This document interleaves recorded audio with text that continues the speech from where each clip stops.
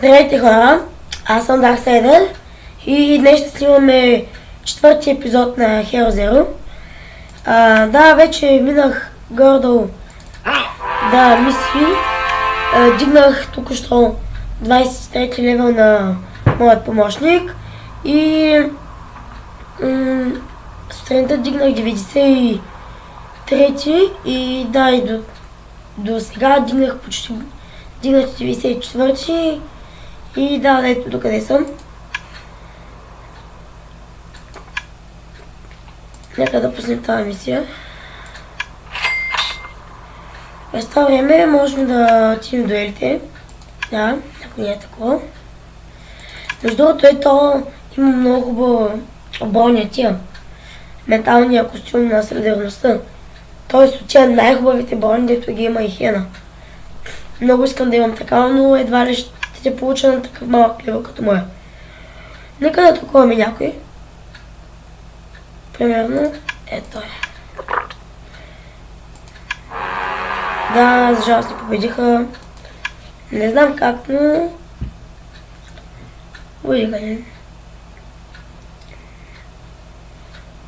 Нека да пробваме с ето този.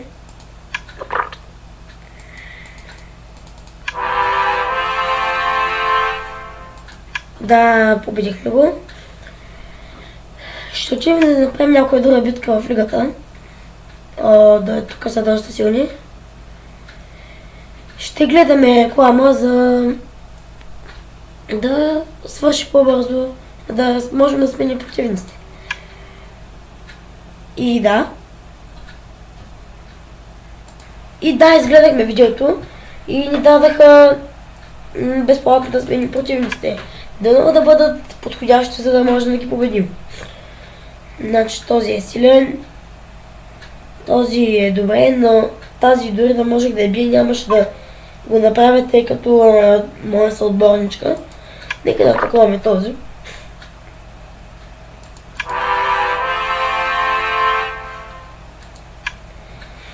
Както изглежда, ми трябват още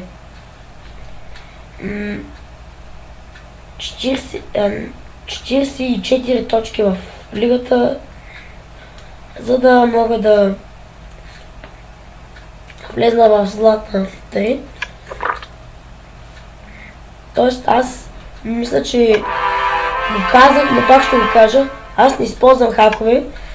Са ми толкова увеличени точките на този левел, тъй като ми е доста добре подсилен отбора. И да, за това. Нека да някой тук атакуваме. Примерно този. Победихме го. Мога да ви кажа защо са ми такива показателите. Аз гледам винаги да увеличават и според мен не е важно само сила да пренебрегвате силата, т.е. тя да е примерно тук да е 400, тук са по 1500. По-добре е така, тъй като ако сте някакъв, търсите някой левел да сте и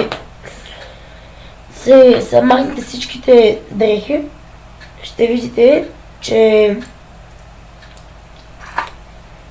че силата ви, ако сте пренебрегвали много, силата ви ще е малко.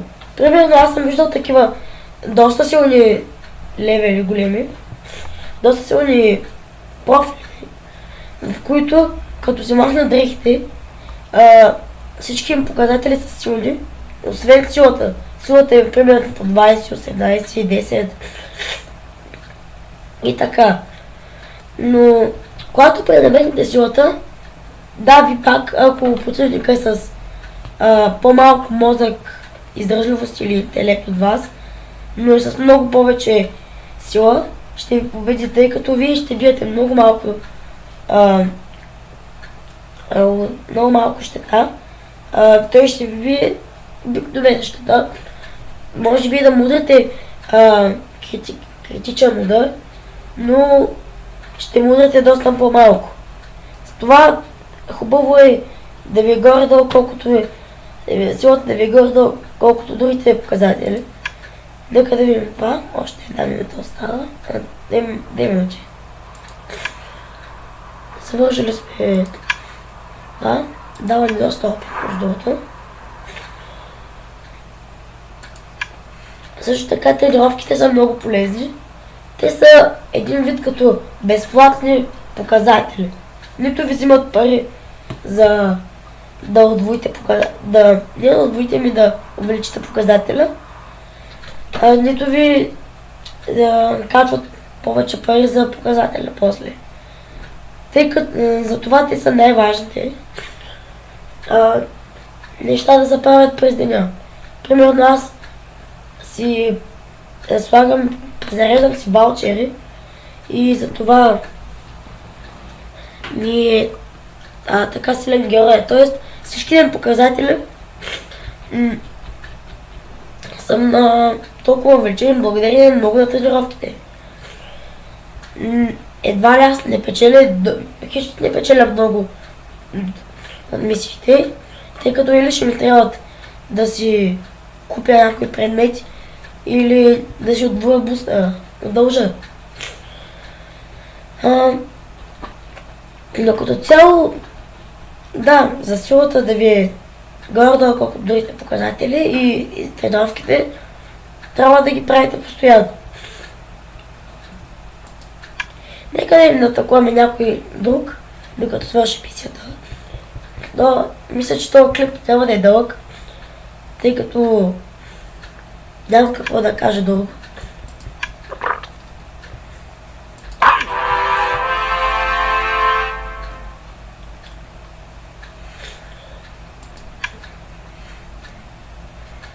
И да, мисията според мен мисля, че точно да време.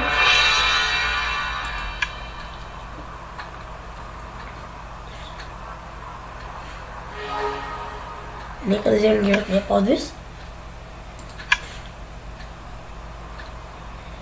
И да, този предвес мисля, че е горе-долу добре и хубав. Но ще го видя после.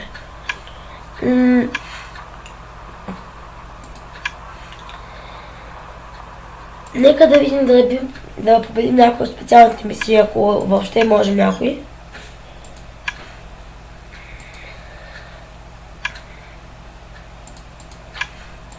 Нека да запитаме победим този. Да, победиха ни. Последен дел правя и това ще бъде за клипът.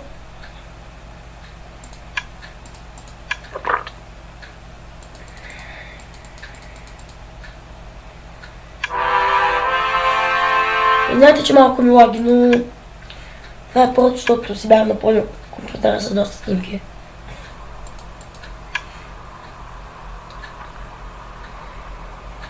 И да, хора, това ще бъде за този клип. Между другото, тук до мен е един мой приятел.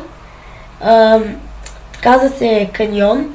Даде името му в YouTube. Абонирайте за него, тъй като той ми е помогнал много, ама наистина много ми е помогнал за канала.